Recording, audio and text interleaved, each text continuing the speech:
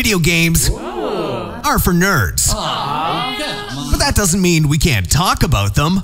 That's why you're listening to The Week in Gaming, the only gaming podcast that breaks down the last 7 days and tears games apart from the inside. Ugh. So forget your worries, open your ears, and join Simon Miller and a co-host for the entertainment chatter you need. Also, screw Dark Souls. Cool. Hello, welcome back to part 2 of, I can't remember what I called it now, Kingdom Hearts, the only podcast you'll ever need, or whatever it is. And my man JR is back on the line. We have reconvened a week later to try and smash out everything else we need to do in the next hour. So, JR, we kind of finished kind of around on Kingdom Hearts 3. But yeah, I mean, dude, you take the reins, man. I mean, I know you said you wanted to double back round on a few things.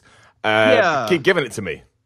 Okay. Well, first, before we go any further, I just want to know, Simon, what are your thoughts on all of this? Obviously, I gave a huge dumpster truck full of information to you last time, but do you feel like you're more sold on the game? Are you ready to go check it out yet? Or do you need me to give you all the backstory before you go and pick up these games? No, I think while I was surprised how nuts it was, in retrospect, I was kind of like, well, it is... You know, it's a Japanese influence RPG, and it's rare that you get a Japanese influence RPG that isn't nuts. I mean, it just is. I played Dark Chronicle back in the day. I mean, what the hell was that? When you finished one of the levels, you played golf for a while. Like, it was just, you know, it was absolutely nuts.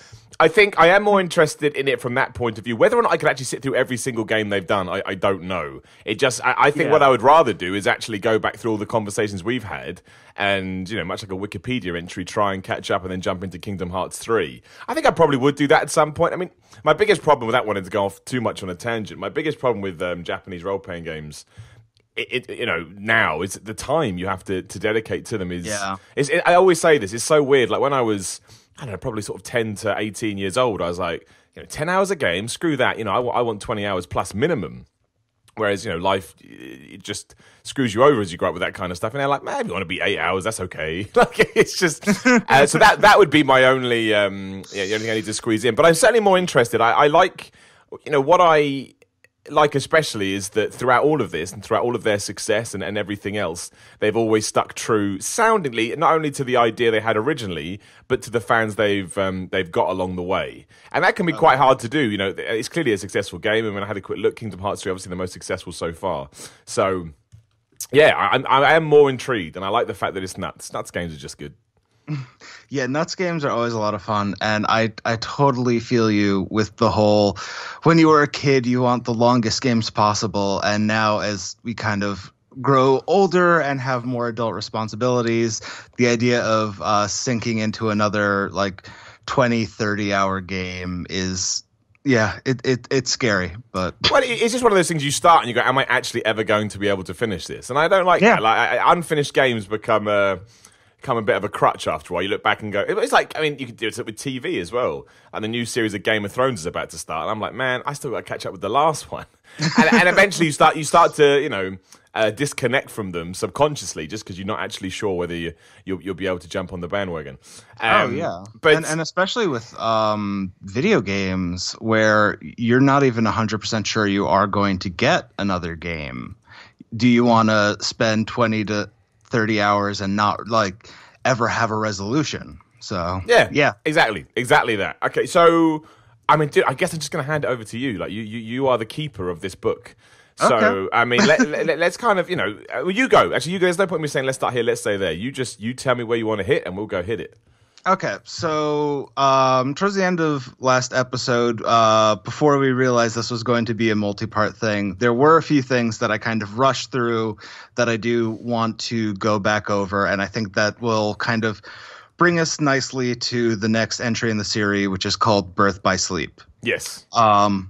Also, by the way, if you want to have some fun with the titles of these, one of the more fun trolling that the main guy, Tetsuya Nomura, does is when we were leading up to 3, he released so many little things that were like 2.5, 2.8, and then at the very start of Kingdom Hearts 3, the opening level was called Kingdom Hearts 2.9. It even had a nice little title card and everything. So if you just want to call this 1.2 or 1.2.5. I'm going to now. This is now officially part 1.25. This is what I'm going to call it. Brilliant. Sounds good. Brilliant. All right. So the first thing I kind of want to go back into is really talk about the enemy types that we see. So in the first game, we meet the Heartless, which I described as these weird, dark little creatures that have really cool, twitchy animation, and they're what happened to hearts once they fall to darkness.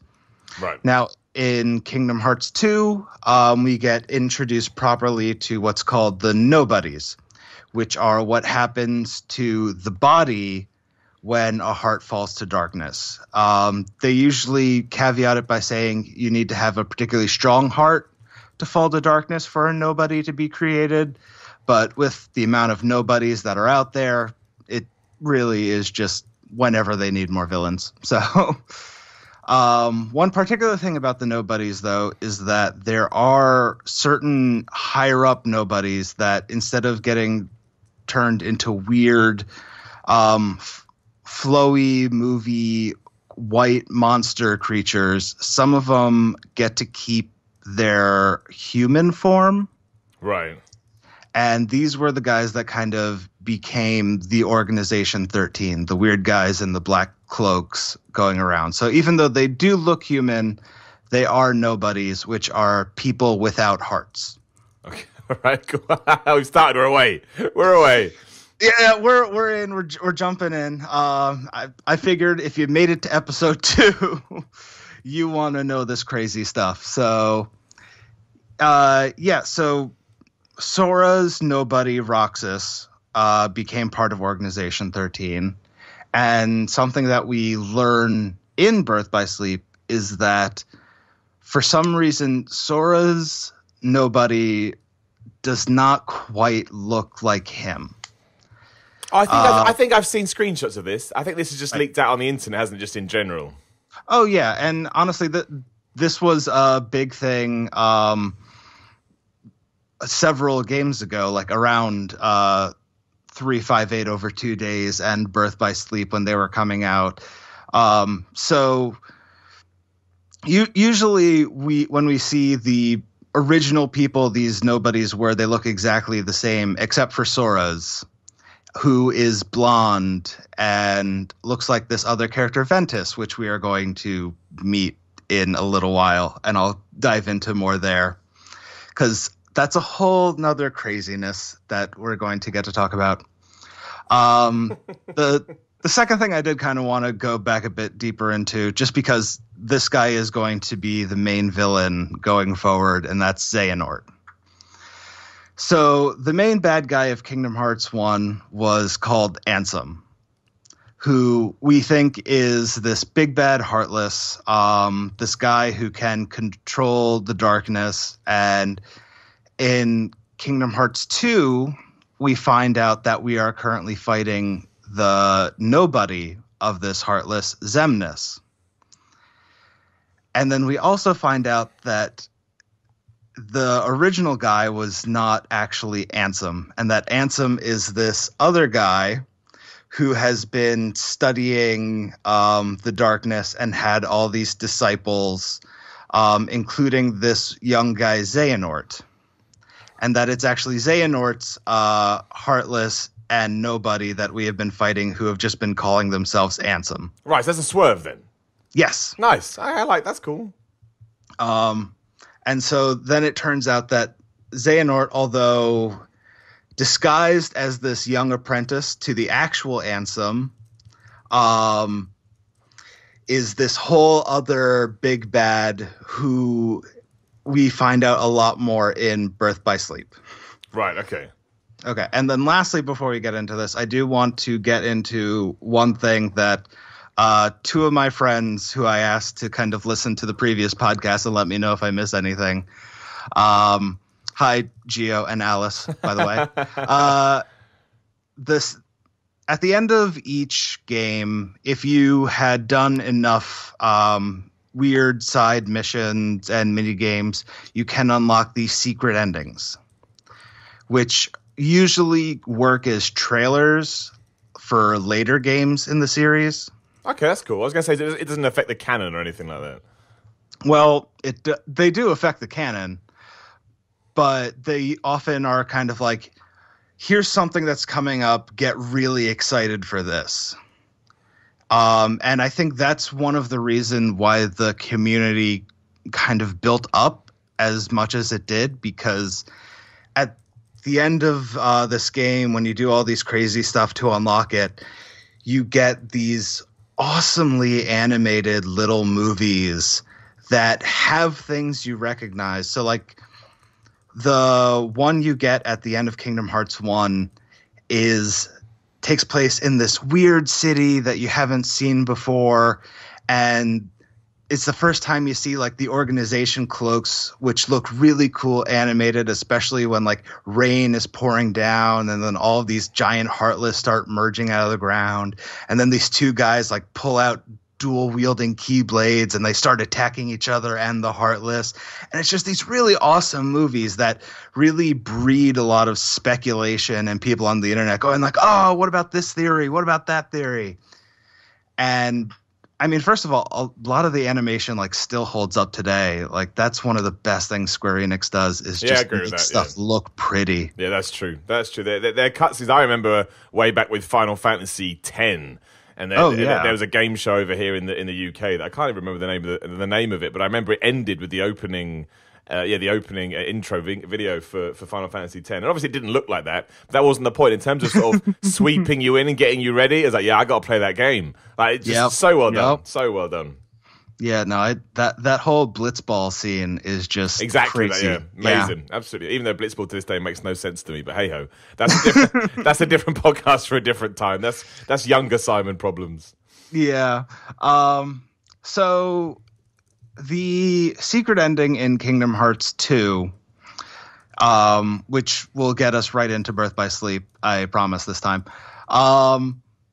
were these three armored Keyblade wielders meeting in this desert with broken and shattered Keyblades jammed into the ground as far as the eye could see. Right. And they've called this place the Keyblade Graveyard. So, of course, we're at the end of Kingdom Hearts 2, and we've only seen like a couple of people really wield Keyblades. So to see this massive desert with just all of these different Keyblades jammed into the ground like some lost relic really just got all the speculation going and like, oh, are we going to finally get to see what this Keyblade War was? And it turns out that Birth by Sleep is a prequel, but it's not taking us all the way back to the Keyblade War. That's going to be something that if we ever get to Union Cross Key. So Birth by Sleep takes place, I think, 10 years before the original Kingdom Hearts games. Okay. And it centers around these three characters, Terra, Ventus, and Aqua. And this is the first time that Kingdom Hearts actually breaks up the gameplay, where you have three different stories that you can follow. You can either follow Terra's story, who is much more of a brawler and who has a bunch of cool combo moves. Ventus, who is the speed one, who gives kind of a nice balance between attack and magic, and then Aqua, who is all crazy magical spells and awesomeness. And also the first time we get to play as a female in the series, which is nice. I was going to say, so how often does it sort of switch around that you play, sort of in general, you play different characters? I know you've mentioned it a couple of times, but does it shift around a lot, or is it usually Zora that you go back to? It's usually Sora that you go back to. I mean, so far, Kingdom Hearts, Chain of Memories, Kingdom Hearts 2, Coded, you're all playing as one kind of Sora or another. I guess Coded, you play as a digital Sora, so it's pretty much Sora, but not technically. Right, okay. And then the other game before is 358, and I guess the opening of Kingdom Hearts 2, you do play as Roxas. But this is kind of the first time where we're playing as completely new characters that we're just getting introduced to. Okay. And so we find out that these three characters are previous Keyblade masters who were training under this character known as Ericus. And if you remember Yen Sid, the wizard from The Sorcerer's Apprentice, his name is Disney backwards. Well, Square wanted to get in on this, so they have Ericus, which is Square backwards. Well, why not, eh? Why the hell not? Exactly. Who was really coolly voiced by Mark Hamill, so more Star Wars connection there. Yeah, I saw, I think, throughout the ether, I saw that he'd done that. And obviously, he's an incredible voice actor, too, so... Mm-hmm. And it was really cool because we have Mark Hamill, who's kind of the mentor and leader of these three characters. And then we get introduced to this evil old guy named Xehanort, who is voiced by Leonard Nimoy. So you have like the good Star Wars and the evil Star Trek, which was kind of awesome to play. There you go, right? And originally this game was released on the PlayStation Portable. Once again, because we can't have anything on the same console. No, I think that's the other thing, isn't it? That's the real thing. I mean, fair play to Square Enix for giving everybody a slice of the pie. I mean, not necessarily great for those that want to invest in the series, but if you're Sony or Nintendo or Microsoft, man, you get it. You get it at some point. Oh yeah, and I think this game was the whole reason I even bought a PlayStation Portable. So yeah, that's the whole point, right? I mean. Well, that's a whole argument we can have about that. But if it works, it works. I've always said that. Like, it may not be ideal, but if it gets you to do what they want, then it's like, well, you can't moan about it too much. Yeah. And also now that they're all kind of released for the PS4, like, it's all good now. Like, we only need one system now. Yeah, agreed. So, yeah, as we play through Birth by Sleep, we start meeting the original Princesses of Heart. You go to a Sleeping Beauty level, and you see Maleficent's first journey in Hunting the Darkness. You go to a Cinderella level. Of course, you swing by Olympus Coliseum and Peter Pan again. And this is where we meet a much younger, kind of foolhardy Mickey Mouse, who is just starting to explore different worlds and figure out how to use his Keyblade. And also another character that I forgot to mention last time. I love it. Because there's literally this entire week has been like, did I mention that? I think I mentioned that. But yeah, so Pete, Mickey's first bad guy from Steamboat Willie, is actually one of Maleficent's cronies that we meet in Kingdom Hearts 2, who gets to go around and kind of be that dastardly comic heel to the group throughout most of the game. And he's just a big fun character, and he gets a nice little section in Birth by Sleep where he's pretending to be a fake superhero, then a fake supervillain, and then he just gets defeated by mini games, and it's fun. That is fun. I like that. I like that straight away. So, yeah. So one of the weird things about Birth by Sleep is that it starts introducing even more bizarre villains. So in it, you're not fighting the Heartless or the Nobodies. You're fighting these creatures called the Unversed. Right. Which are also weird, twitchy little monsters that you get to whack with Keyblades. But they basically feed on negative energy and emotions. So it's the internet. Yes. Yeah. Sorry, that's too easy. I'm an idiot. I'm an asshole. Retract. Nah, it's out there now. That's true. Yeah.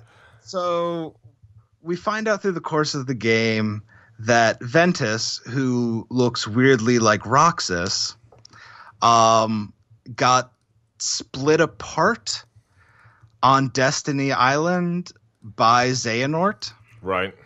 And left a totally good Ventus and a totally evil Vanitas. Because why keep names straight at all? And And the thing is, when they split apart on Destiny Island, Ventus's heart came into contact with a super young Sora, who I think was only like just being born around that time. And so Ventus then gets dropped off with Ericus, Terra, and Aqua as this weird amnesiac little boy. And Xehanort just starts raising Vanitas as his own kind of new dark Keyblade wielder. And it all kind of comes to a climax in the middle of this Keyblade graveyard where Terra gets his body taken over by Xehanort. Ventus falls into a deep sleep, and his heart basically leaves his body and goes to just hang out with Sora forever. And Aqua falls to the realm of darkness after hiding Ventus away in the weird Castle Oblivion from Chain of Memories. This sounds a little bit like Greek mythology sometimes. Like yeah, dark worlds and light worlds and that. being dragged down into the underworld and stuff like that. Like, I mean, I guess a lot of things are, even subconsciously, are inspired by that. But yeah, it seems to get more and more nuts. Yeah, and especially like the further back we go is in this kind of storyline, it does get more and more mythological and epic and strange. And yeah, they defeat Vanitas.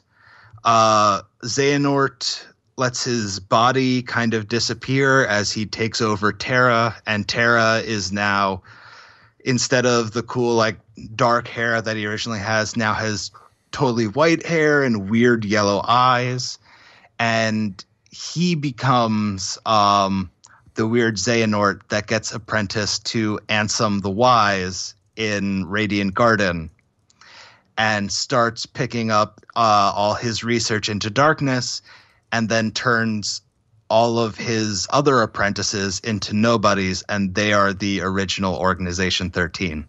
Right, okay.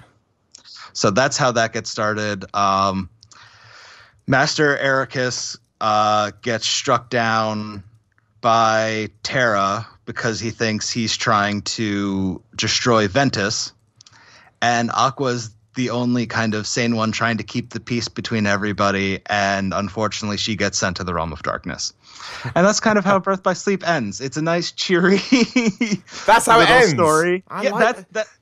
Yeah, Because this needs to start all of the craziness. Yeah, I respect that though. It's like when you watch a movie and, you know, the main character gets popped in the head and you're like, wait, what? Because you just don't, but you're so used to the happy ending, right? And of course it's important to have happy endings because you want people to have a nice send-off. But again, if you've got a franchise that you know where you're going with, again, much like Game of Thrones that we mentioned earlier, if you can take some risks, I think it's going to get more people talking. So I like that. Oh, yeah. And I bet, again, especially given the internet, as soon as you see that happen, you're going to jump online and try and figure out if you've missed anything. So I think that's good. And yeah, and I think you also are... It's much easier to do downer endings for prequels because you kind of know, all right, we're going to start going back up again once all of this gets put into place. And yeah, so my one friend Gio wanted me to mention that like his favorite thing about this game is that this is kind of where Tetsuya Nomura's madness gets to really shine and live, because every little thing in this game gets kind of tied back to story, especially the mechanics. And one of the things that he honestly didn't need to do something this crazy, but with Ventus's heart going to live in Sora while his body sleeps in Castle Oblivion, this is the reason that Sora originally gets his Keyblade, is because he's using Ventus's Keyblade. Right. And then in Kingdom Hearts 2, when there's an ability for Sora to dual wield Keyblades, that's him using Ventus's Keyblade and his own Keyblade. So even like the weird little mechanics of like, oh, this would just be cool in a fight, actually have specific story motivations that get very complicated answers, but are one of the most fun things about digging through this series. Yeah, I can see that. Well, I think It's far more nuanced than I ever thought it was going to be, going back to our conversation at the start. Yeah. Like, people do this with games too much, but, we judge as human beings. And you kind of see Kingdom Hearts, it's cartoony, it's Disney. I mean, actually, my overwhelming feeling would have been that they probably would have kept it simple because it's Disney. And Disney feels like they have a certain obligation to their audience to make sure everything's accessible. And I get that, right? Like, it makes perfect sense. But to hear the kind of the depth and how it all ties in and how it goes left, again, like we said this last time, left, right, up and down, it does make it, again, it probably gets a bad rap by some people who haven't even played it because they're not actually aware of just how intrinsic it can get. Oh, yeah. And also, I think one of the things people know about the series is how crazy and complicated it is. I mean, just going around and watching the different YouTube videos that came out around Kingdom Hearts 3's release, like Jim Sterling had a whole jokey bit about how complicated the plot is. I think Extra Credits had a whole jokey thing about how complicated the plot is. I just watched a Game Theories thing where there was the joke where they start talking about the story and it just goes for far too long and everything loops around on each other. And so, yeah, I think people know this is complicated, but yeah, it's kind of one of the fun parts. I think after the fact, yeah, I think it's the same with anything that gets that complicated. You're mad at it at the time, but then once you kind of let it settle down and you do some research, or you do podcasts like this, where you actually start talking to someone who doesn't know about it, and you go, "Oh, actually, I do know about this." I think that's when it really carries some weight. And also, I always believe any kind of entertainment, games, music, TV, film.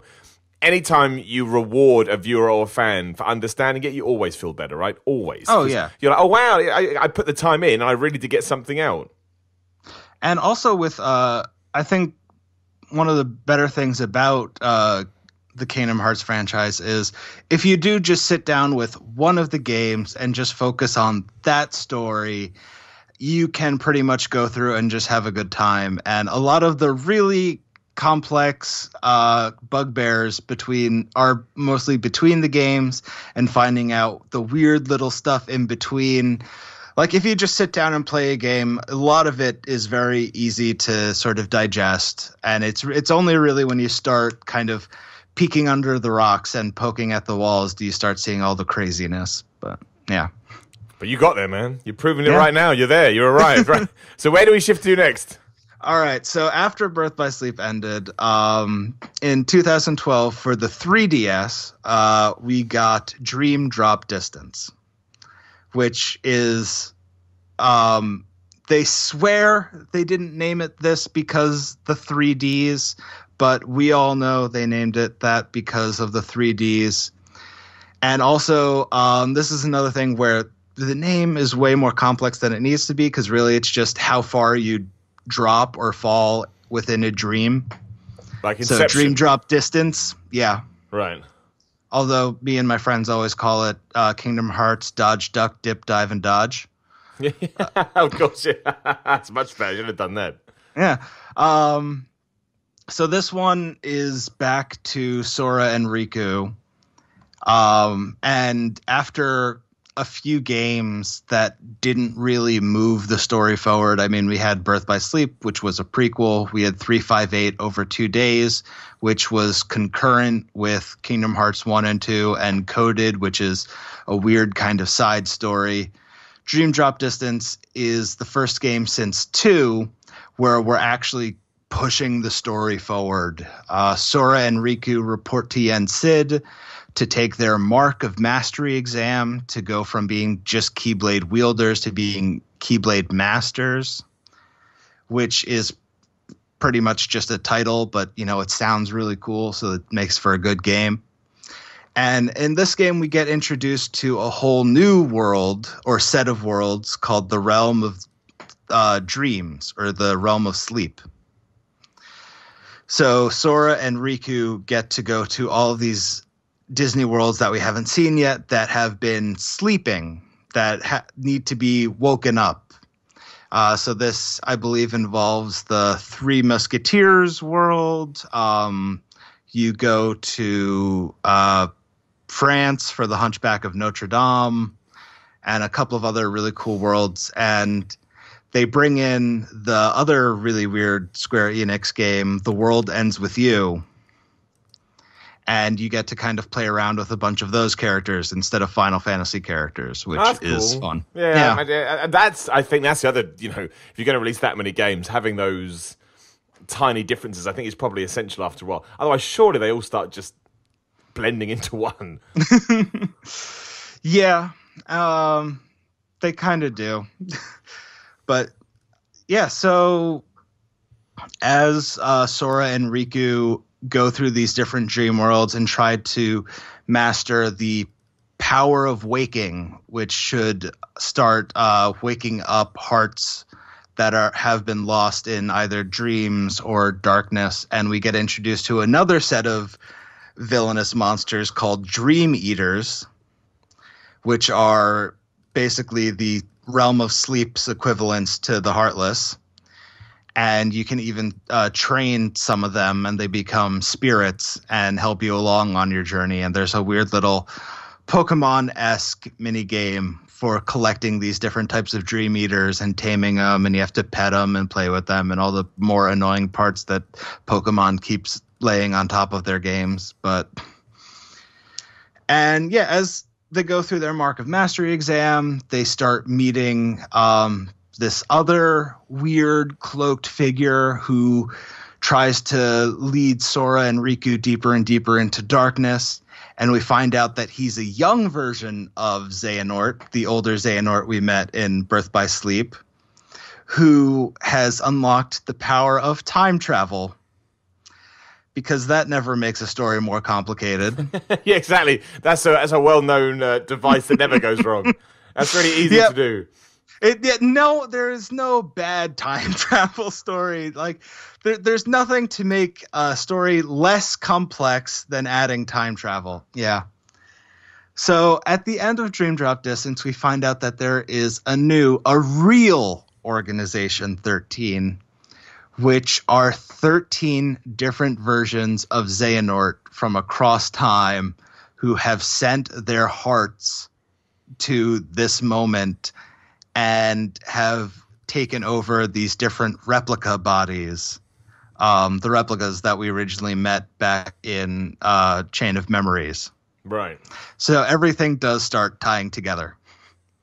Because although bodies can't travel through time, hearts can travel through time. Of course they can. So, we all knew that. That was obvious. That makes perfectly sense. So all of these past versions of Xehanort have sent their hearts forward to be put into these replica bodies and to form this new Organization 13.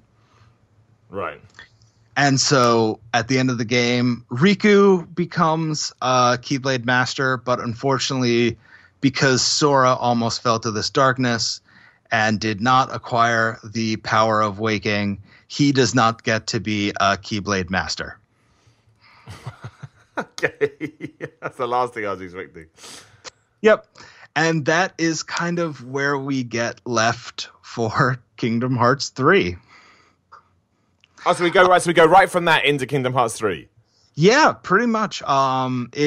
It really does set up the main conflict. So at the end of, I believe this first comes up at the end of Dream Drop Distance, but Xehanort's big master plan is to set up 13 wielders of darkness to fight against Sora's 7 wielders of light. And once 7 wielders of light and 13 wielders of darkness conflict, they get to create what is known as the Keyblade, which is not K-E-Y, but the Greek letter Key, which looks like an X. Okay, yeah, I know what you mean. Which is the reason all of the original Nobodies had an X shoved into their name.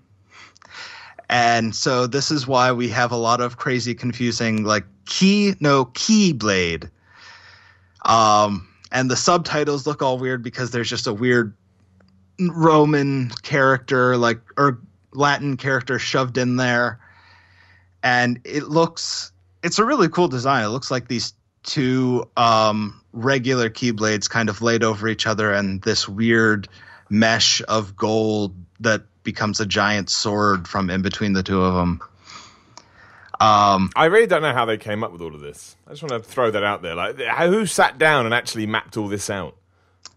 His name is Tetsuya Nomura. Well, yeah. It's just his crazy brain.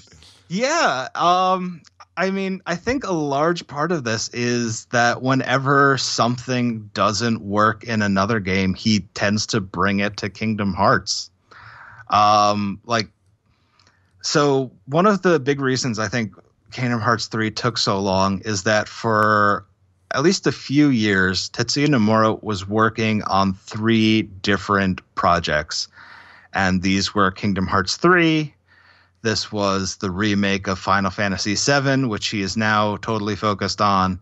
And this was what eventually became Final Fantasy 15, but was originally Final Fantasy Versus 13, because it was supposed to kind of tie into that whole series. And so I think for a while there, he was being pulled in like 3 different directions, trying to deal with these 3 massive projects. I mean, Kingdom Hearts 3 was always going to be a huge deal because he said for a while that this was going to kind of be the end of the Xehanort saga, and everyone had been looking forward to it. And like I said last time, this was the first big console release we had gotten since 2005 with Kingdom Hearts 2. And then Versus 13, just reading about the production of that game just sounds like absolute madness, because there was at least one point in time, I think this is right before they took him off the game and turned it into 15, but apparently Nomura went to see a production of Les Mis and thought, you know what, Versus 13 should be a musical. Like, legit, he wanted to make this game a musical, which just I don't like musicals. They're not my thing. Not that I hate them, but they're just, I wouldn't watch one. But I think it's new, right? Who's done that in terms of a game? I actually think that's quite smart. I mean, I think the closest one I can think to was Conker's Bad Fur Day. Yeah, exactly. Good shout. Yeah. Very good shout, yeah.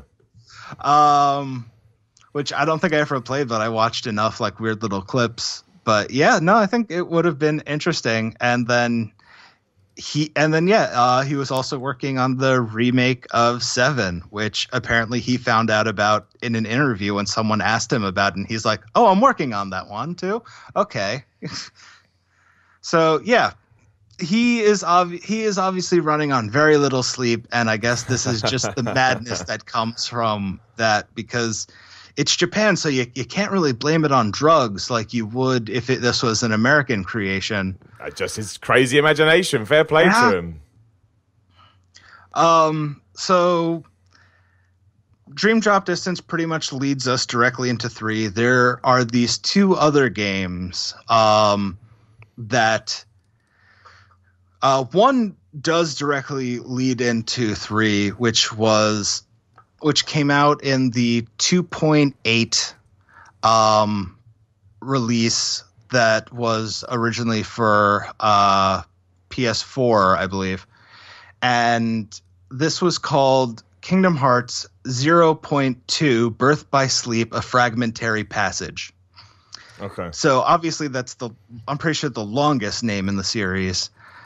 But it was Aqua's journey through the realm of darkness, where she first comes across Mickey in the realm of darkness. And it really is essentially a tech demo for what was going to be coming out in 3. Because it's a very short game. There's not a lot of levels to it. But you see a lot of the kind of mechanics that were about to be introduced into 3, and it has a very similar kind of fighting style. Obviously 3 is a lot grander and crazy and over the top, but I think putting out 2.8 really showed people like what this game was going to be capable of. Yeah, like I guess a window into what people are actually waiting for, a tease, if you will. Yeah. And then the other thing, which I really hesitate to even go to there, because it's still not technically done, but it's Kingdom Hearts Key, right? As in the X. Yeah. which originally started as a browser game in Japan, which was then ported to a mobile game, which eventually called Unchained Key, and then eventually got brought over to America with a new release called Kingdom Hearts Union Cross or Key. It's really hard to tell because they basically just layer each logo over each other, and so you're never sure which part's supposed to be said first. And this does take us all the way back thousands of years to the Keyblade War. Right. And introduces these whole new swaths of characters. So there's these two guys in organization outfits. One of them is called the Master of Masters. So you know he's going to be a big deal. And he has 6 apprentices. And 5 of them are called the Foretellers. And they lead their own unions of Keyblade wielders. And between all of their little factions are what starts the Keyblade Wars, because they're all chasing down Light, or what they're calling Lux, Lux. And it's obvious that the Master of Masters is not on the up and up, because he told each of these different foretellers different things about their duties, which obviously would force them all into conflict. Like one of them, he said to be the leader, but he gives another one, hey, if you ever think the leader's not doing a good job, you should kind of push him out of the way and make yourself the leader. There was one guy who he told to basically be on the lookout for a traitor amongst the rest of them. So, of course, that's obviously going to make everyone very suspicious of each other. There was another one who is basically said, hey, this Keyblade War is definitely happening. Build up this group called the Dandelions, which will basically be the Keyblade wielders that get to survive the war. And yeah, and they're all named after the Latin for different deadly sins, which is kind of cool. It is cool. Also complicated as well. So shall we do the deadly sins now? Do the Latin version. Okay, cool. Yeah. I mean, it is nice that I get to call someone like Ava or Isa instead of like Lust and Wrath. No, you're right. It sounded cooler. It just makes me laugh. If that was just something they'd done, I probably wouldn't pick up on it. But just because it was so crazy, it's like, man, I love it. It's like, let's just keep going in. And so, yeah. And then it turns out the 6th apprentice, who is also wearing an organization cloak, he doesn't have his own union, but he gets tasked to protect this giant box, which we still don't know what's inside. So, of course, our Kingdom Hearts is all what's in the box memes from 7. Yeah. And so after the big Keyblade War actually happens, and another thing about Unchained Key is that you actually get to create your own character. Oh, really? That's interesting. Yeah. So yeah, you can play this now on I think it's on both iPhone and Android, but I would recommend not playing it because it's an incredibly broken game. Why is that? What's why it doesn't work? No, it works fine. Like it's not going to crash on you. I mean, the first time you do open it, it's going to take about like 50,000 updates. But it's one of those, I think the term is gacha games. Right. Where like each week they release like new higher level medals that you use for different attacks. And so when you are first getting in, you get kind of a pack of medals that for the current week, and they're all insanely overpowered. Oh, right, okay. For the very beginning of the game.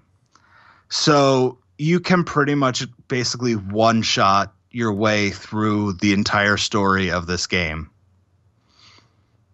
Which, I mean, like, look, if you really just want to get the story, which I kind of do, it makes it super easy. Because each of the medals are like meant for the more raid and competitive stuff in the post game.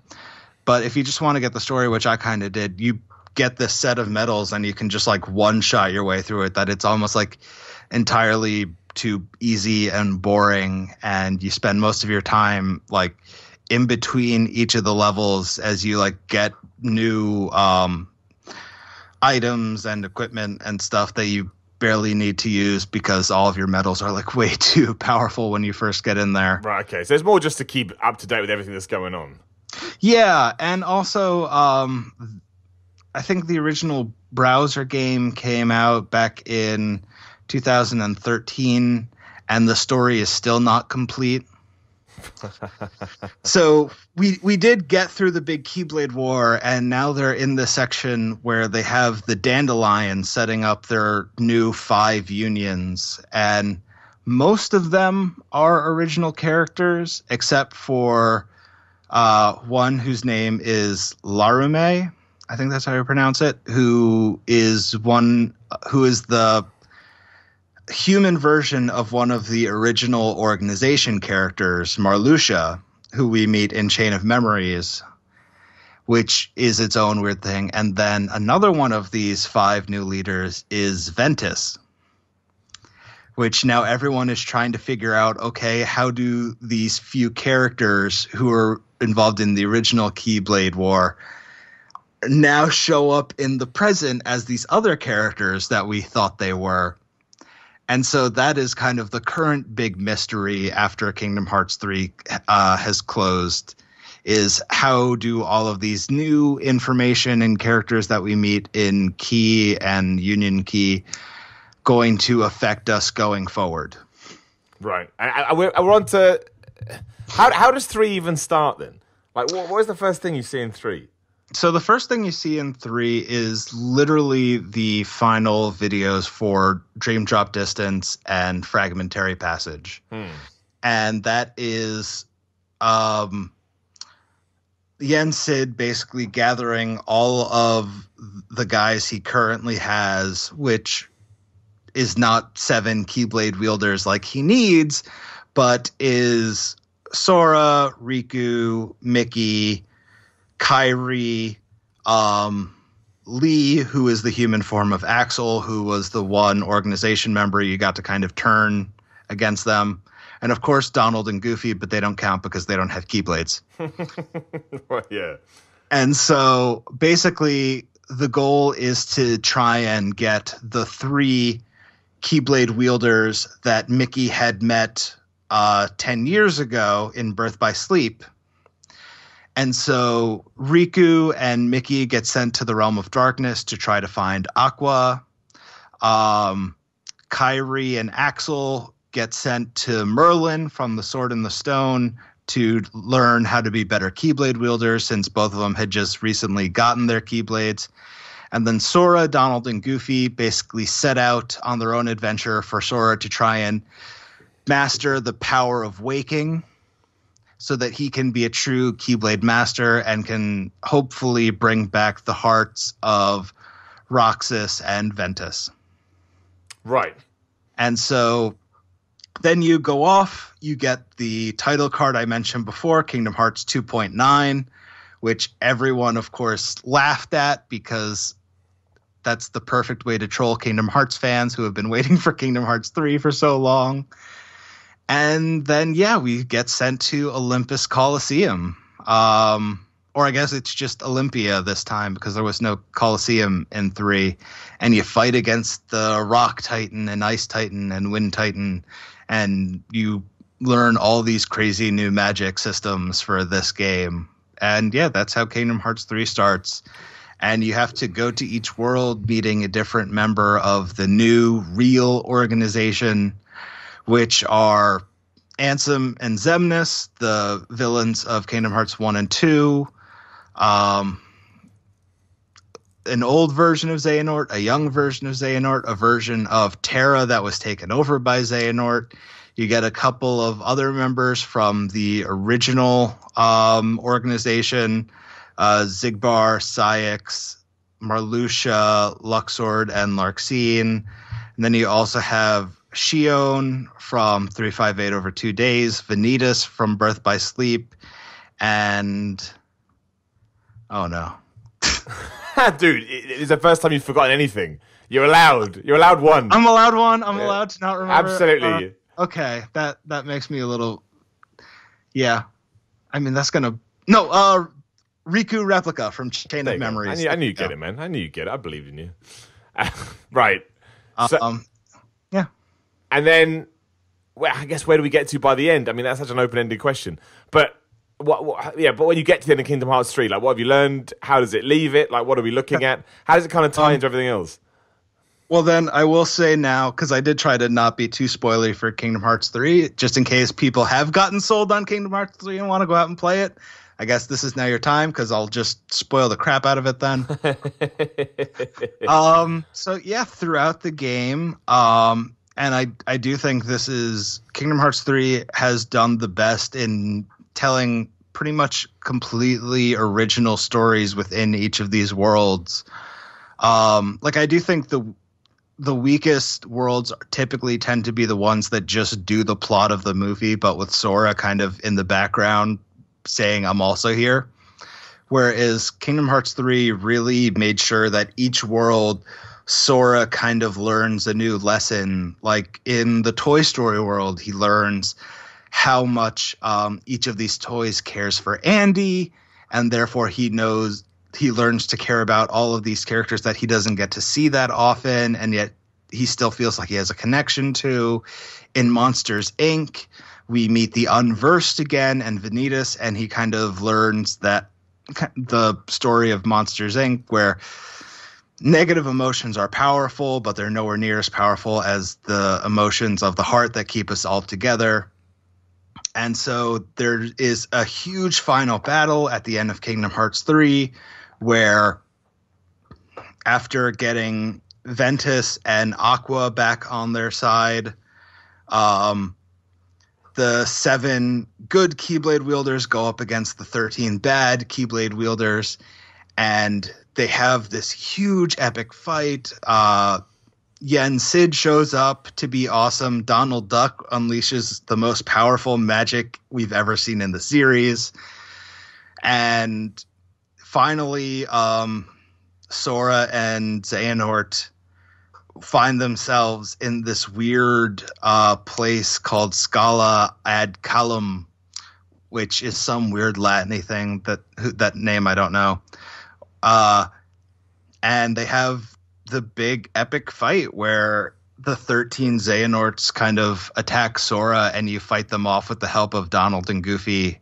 And there's a lot of like really cool, touching moments where it looks like Sora dies, and it's pretty much the game over screen from the original like Kingdom Hearts and Kingdom Hearts 2, where it's just Sora kind of floating, and then Donald and Goofy scream at you from the controller to wake up. That's cool.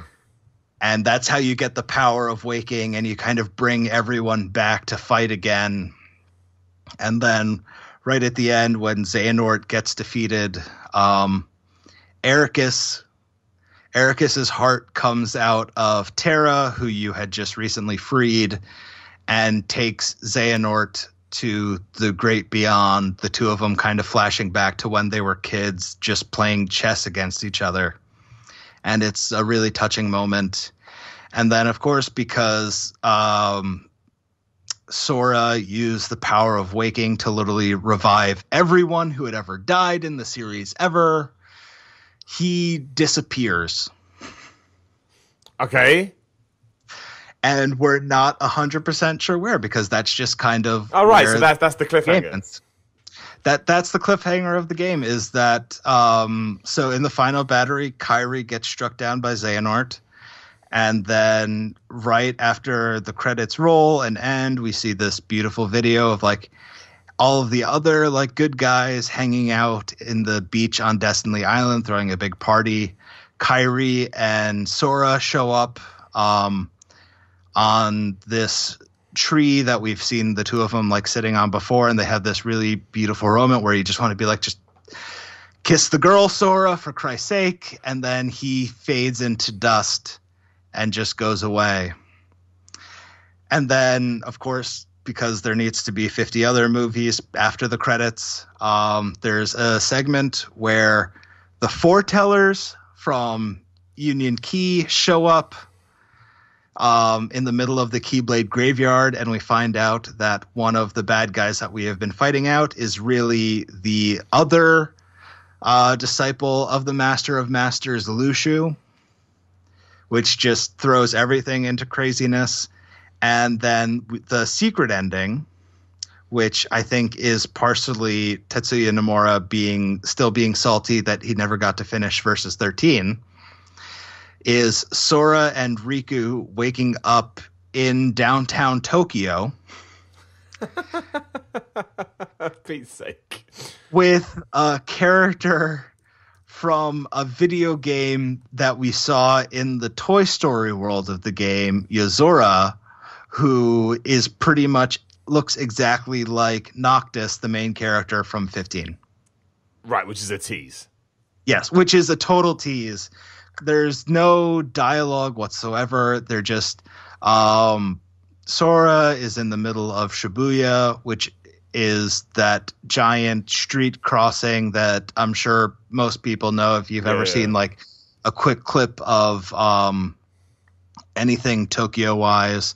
Sora is over in Shinjuku, I believe, right under the giant government building, which was used for the design of, I think, like one of the big castles in 15.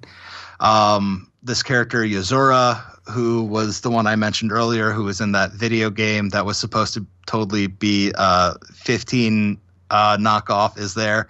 And then we see the Master of Masters basically forming a heart with his hands and putting it over the moon and making it look like Kingdom Hearts. And then that is the big tease for whatever is going to come next. And Nomura has said that we're going to get DLC for Kingdom Hearts 3, so I think we're going to get some stuff answered there. Like I think I mentioned before, what Kingdom Hearts used to do is after the initial game comes out, they'll release what's called a final mix version. But they're just going to do that with DLC this time, so that includes some secret bosses, some more cutscenes, more story, and usually an upgraded version of the secret ending.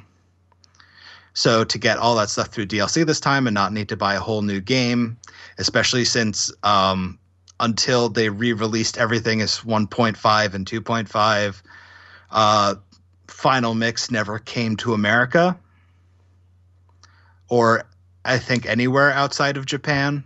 So all of that stuff you had to find online. Okay. But yeah, and then apparently we're going to get another Kingdom Hearts game before we get Kingdom Hearts 4.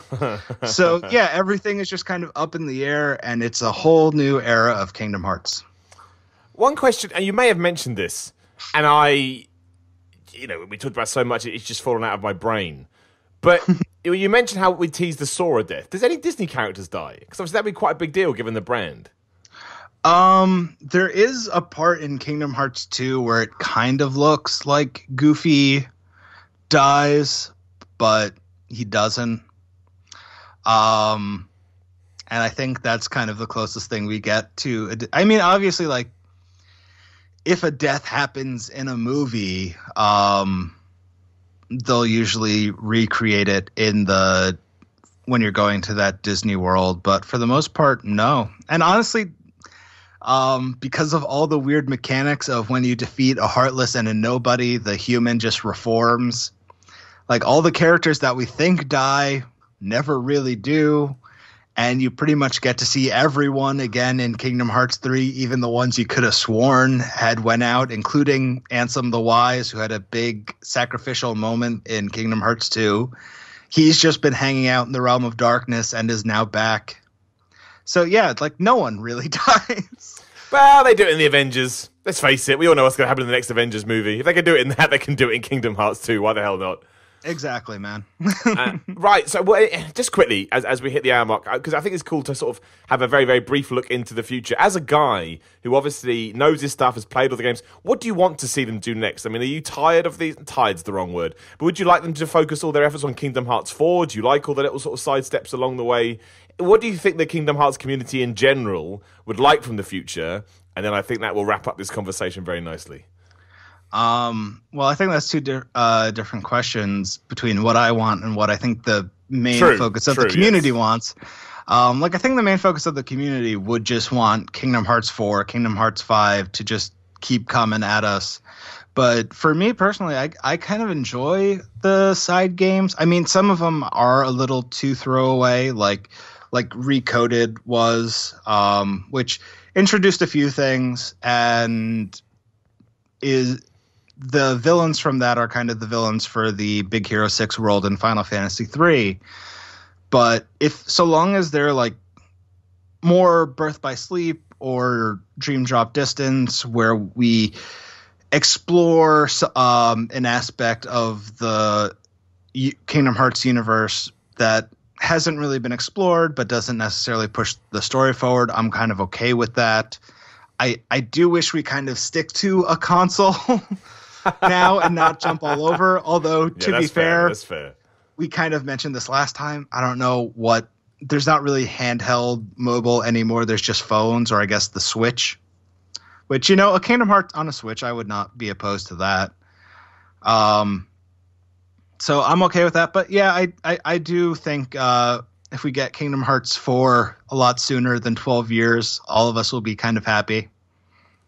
Just so long as there's no more like very bad gacha mobile games like Union Cross is or Union Key is. But yeah, I think going forward we're gonna get. I'm not even 100% sure. Dude, but I think really that's the best thing about it, right? I mean, that the cool thing is that you don't know, and that it certainly sounds like something that would have kept me guessing. If someone had said, "Do you think this is complicated?" I'd gone, "No way. It's pretty straightforward RPG where the appeal is that you simply get to play as Disney characters." But I think the fact it is so layered and it has so many cool bits and it can go off in about 32 different directions, and that we've had all these releases and yet clearly there's still more story to tell, and the fan base isn't worn out by any stretch of the imagination. I think it's really cool. And I guess one thing that I think that I would love, but Nomura has kind of already come out and said is not going to happen because these things are already licensed to other game developers, is that Disney has made some more acquisitions since the last game. Of course they have, man. So I know Nomura has come out and said that the Star Wars license is already tied up with other companies. Same with Marvel, although it looks like Marvel is working with Square Enix on some games, so maybe they'll be able to figure out something there. Why not, man? Right, they're making the game, so why the hell not? But yeah, so Kingdom Hearts 3, that was the first time we got some real Pixar in a Kingdom Hearts game, so that was exciting to see.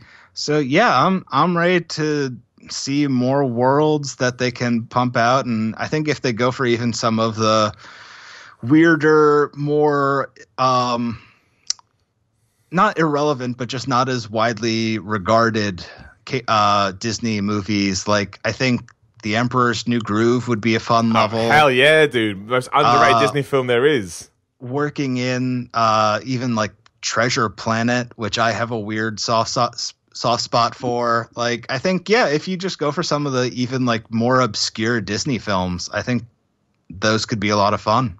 Dude, hell yeah, my friend. I think doing that kind of stuff is just interesting. Right, my friend, JR, I got to thank you so much, man, because not only have you given up your time to do this, not only have you supported me on Patreon, quick shout out patreon.com/Simon316, but I also know that you've got up at the crack of dawn at the same time. So, my friend, thank you. Honestly, dude, I genuinely think that these are going to serve within the weekend gaming sphere. These are going to serve as in-depth treats to anybody that likes the games and anybody who ever wanted to get into them and just listens to a lot of podcasts. So, dude, genuinely amazing knowledge. Incredible that you were able to retain all of that, even if you did have to do a bit of research. I mean, amazing. So, dude, thank you very much, man. Dude, it's been my pleasure. Thankfully, I usually tend to wake up this early on my own anyway, so it's not too big of a deal, but yeah, no, this has been a lot of fun. I'm honestly surprised at myself for how much I was able to just recall off the top of my head with very little Googling. I mean, I had the list of like when the games came out, like which year specifically, but other than that, a lot of this was just kind of off the top of my head.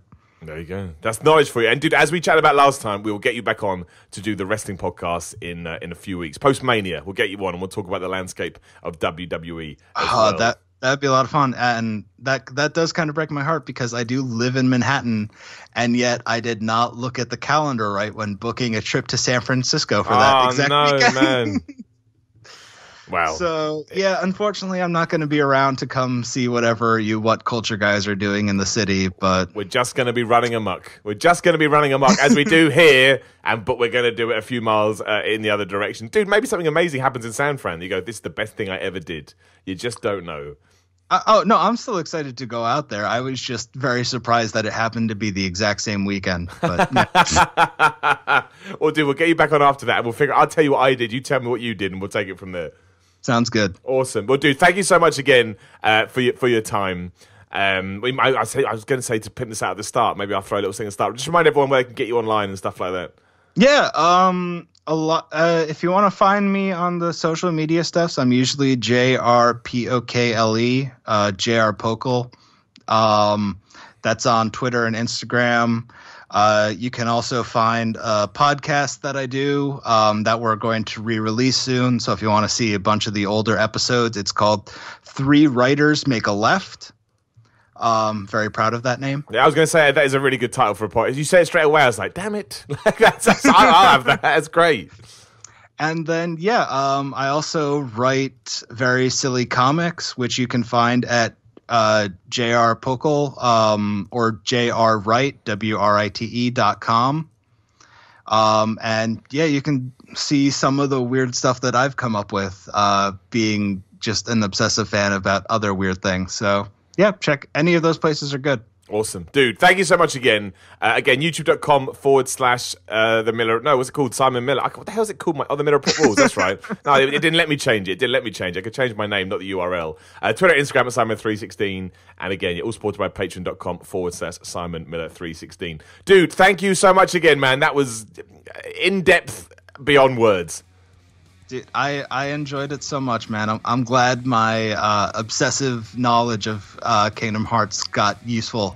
But yeah. It did, man. And if anything ever happens with Kingdom Hearts, you will be my go-to guy to come on and explain it. Thank you again, my friends. And of course, we will have, this is going up at the weekend. So you will have seen that the regular episode of The Week in Gaming goes up. And hopefully we'll do a few more special editions as we go. Thanks for listening. And I'll talk to you all again very soon.